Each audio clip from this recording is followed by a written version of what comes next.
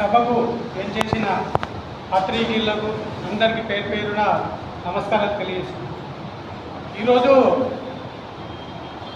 ఇది రెండోసారి BC reservation తర్వాత 42% తర్వాత ఫస్ట్ మీటింగ్ బీసీ మహాసభనే ఇక్కడనే మీటింగ్ ఏర్పాటు చేయడం జరిగింది. మరి ఈరోజు కాంగ్రెస్ పార్టీ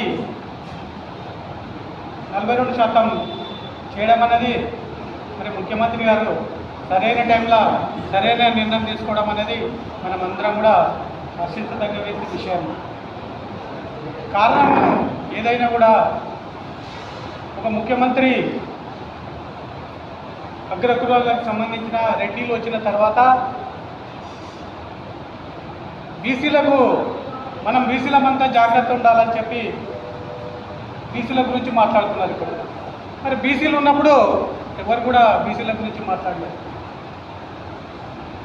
కొన్ని విషయాలకు వస్తే ఈరోజు అందరము బీసీ మహాసభ అని అన్న గట్టిగడ్డ శ్రీనివాసరావు అన్న బీసీ మహాసభ అని కార్యక్రమంలో ఎలక్షన్లో ప్రతిసారి కూడా బీసీతోనే ఎలక్షన్కి ముందుకు వెళ్తున్నాడు. మరి ఆయన ఇంకా బీసీలకు చేయాలన్న తపన, కానీ మన బీసీలు ఎవరు కూడా మరి ఇద్దరు నిలబడ్డారు, ఇద్దరు బీసీలు ఉన్నారు, మరి ఒక రెడ్డి ఉన్నాడు. మరి వాళ్ళని వదిలిపెట్టి అందరు కూడా ఇద్దరు బీసీలకు చేయించి మరి ఇక్కడ వేసిండ్రు. రేపు ఇది జరగదని ఏంటి ముఖ్యంగా, రేపు కూడా ఇట్లే జరగవచ్చు. ఈ మోసం రేపు జరగదా?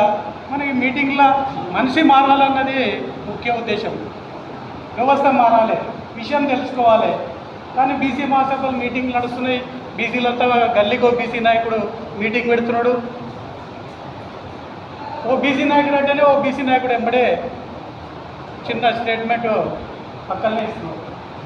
మరి ఇక్కడ ఇది మన మౌనాల్లోనే జరుగుతున్నాయి. మరి గతంలో కూడా ఒక మంత్రి గారు బీసీ ఉన్నాడు.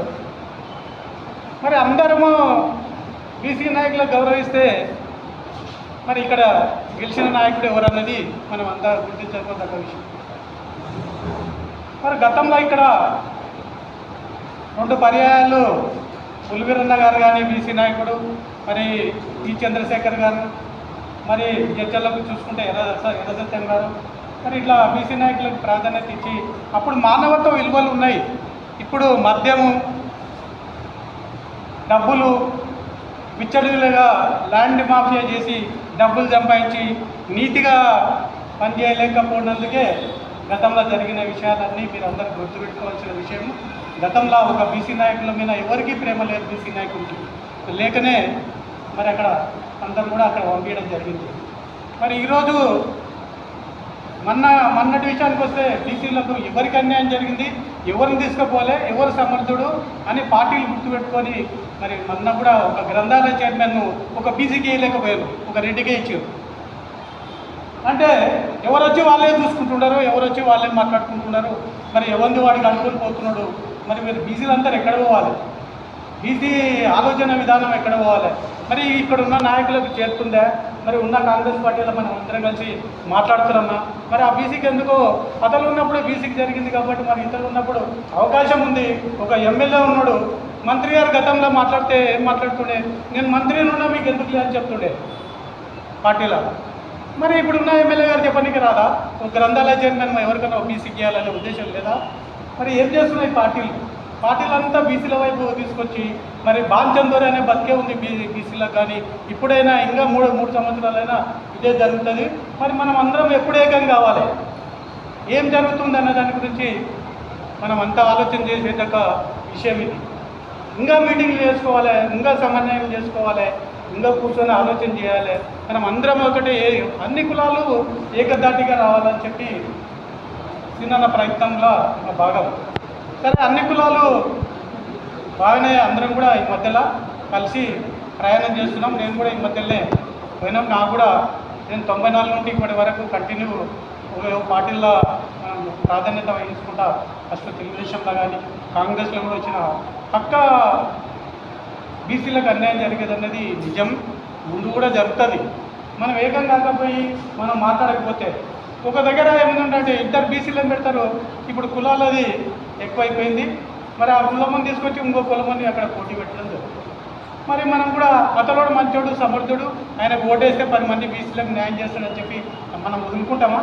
అట్లా వదులుకునే పరిస్థితి లేదే. ఇక్కడ ఎమ్మెల్యే చెప్తాడు, నేను నీకు ఎంత కావాల్సి పెడతాను, నువ్వు నిలబడ అంటాడు. నిలబడినప్పుడు మనం ఏం చేస్తాం? తర్వాత సమర్థుడు ఉన్నాడు, 10 మందికి ఉపయోగపడతాడు. ఇంతవరకు గతంలో అనుభవం ఉంది కాబట్టి ఆయనకు వదిలేస్తా అని చెప్పి ఓ బీసీ నాయకుడు మాట్లాడగలగాలి. అప్పుడే కానీ సమన్వయం జరగదు. మనకు బీసీలకు సమన్వయం ఎప్పుడు జరుగుతుందంటే మనం వదులుకోగలగాలి. అరే అతను సమర్థుడు ఉన్నాడు, వాడు చేస్తాడు, 10 మందికి ఉపయోగపడతాడనే మనకు అవగాహన ముందుకు కావాలి. ఈ ఎలక్షన్లో అనేది ఏముంటుందంటే ఎక్కడ చెల్లని వాళ్ళంతా ఎలక్షన్లో వెళ్తారని ఒక సామెత ఉంది. ఎందుకంటే వాడు అరుస్తాడంటే వాడిని దొరికిపోయి అరే వాడిని 100 ఇవ్వడమా, ఓడర్ ఇవ్వడమా, వాడిని పంపించడమా జరుగుతుంది.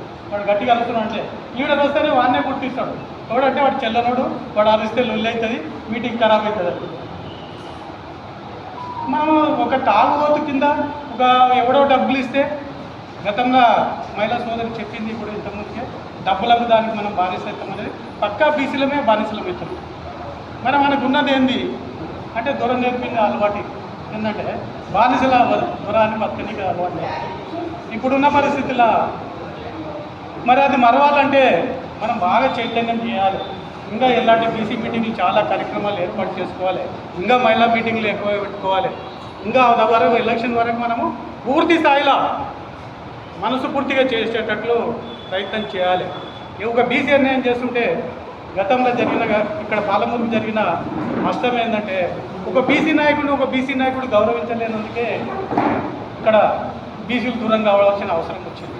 మరి ఒక బీసీ నాయకుడు అరే ఆ కుటుంబం ఒక రకంగా బతికింది, ఆ కుటుంబానికి మనము ఇట్లా చేస్తే ఎట్లా అని ఒక బీసీ నాయకుడు గౌరవించుంటే ఈరోజు మనం అందరం నుంచి బీసీల గురించి ఇంత మాట్లాడవలసిన పని లేకుంటుండే. మరి ఎప్పుడైనా కూడా నా కడుపు నిండింది నేను అయిపోయినాక ఇంకో బీసీ ఎదగకూడదని చెప్పి కుట్ర వ్యవస్థ తొత్తుతోనే ఇక్కడ మమనాథ్ కూడా బీసీలే ఎదగవుతుందో ఉన్న ఉద్దేశంతో గతంలో జరిగింది. కాబట్టి మరి మన అందుకోసమే ఈ బీసీలోకి మనం పోగొట్టుకొని మళ్ళీ కొత్తదానికి ఎదుర్కొని అతలోనికి కత్తి ఇచ్చి అయ్యా మనం మళ్ళీ మేము బీసీలో బాంచలం ద్వారా అని చెప్పి వాడు కత్తితోనే ఏమంటే చేస్తున్నాం. నేను గతంలో కూడా మీటింగ్లో ఒకటే మాట చెప్పిన, గతంలో మనం పెన్నం మీద ఉంటే ఇప్పుడు పొయ్యిలో పడ్డామని చెప్పిన. కారణం ఏంటంటే ఒక వదులుకుంటే చిన్న మామూలు మంటతో ఉండే, ఇప్పుడు పోయిద్దట పొయ్యిలో పడిపోయాను మనం అందరం. ఆ పొయ్యిలో పడితే ఏమవుతుంది, తనకు చేతగాక 10 మందికి సాయం తీసుకొని 10 మంది మీద ఒత్తిడి జరుగుతుంది. మళ్ళీ పాలమూరు ఏమవుతుంది అన్న దాని గురించి కూడా మనం ఆలోచన చేసుకోవాల్సిన అవసరం ఎంతైనా ఉంది. ఎందుకంటే ఇక్కడ ఎన్నో ల్యాండ్ మాఫియాలు అవుతున్నాయి, ఎన్నో కథలు అవుతున్నాయి. ఎవరు నేను చెప్తే ఆత్మహత్య నడవాలి. వచ్చిందంతా ఎందుకోసం అంటే అతలో నిలబడితే అదే పని మనం చేస్తున్నాం. నేను చేయనట్లే ఉండా వేరే వాళ్ళతో చేపిస్తున్నా. మరి ఏం కావాలి వీళ్ళంతా? నేను నమ్ముకున్న వాళ్ళు ఏం కావాలి? ఇక్కడ డబ్బులు తీసుకుని అక్కడ ఓటేసిన వాళ్ళు ఏం కావాలి? ఒక బీసీని మోసం చేసి గతలు ఆయనతో డబ్బులు తీసుకుంటే మిగతా ఆయనకి వేస్తుంది ఓటేసి 17 నెలల పాలన బాగుందంటే మీ పాలమూరు పాలన శ్రీనివాస పాలన నచ్చపోతే మరి ఎట్లా కొత్త పాలనకి ఏంది మార్గం?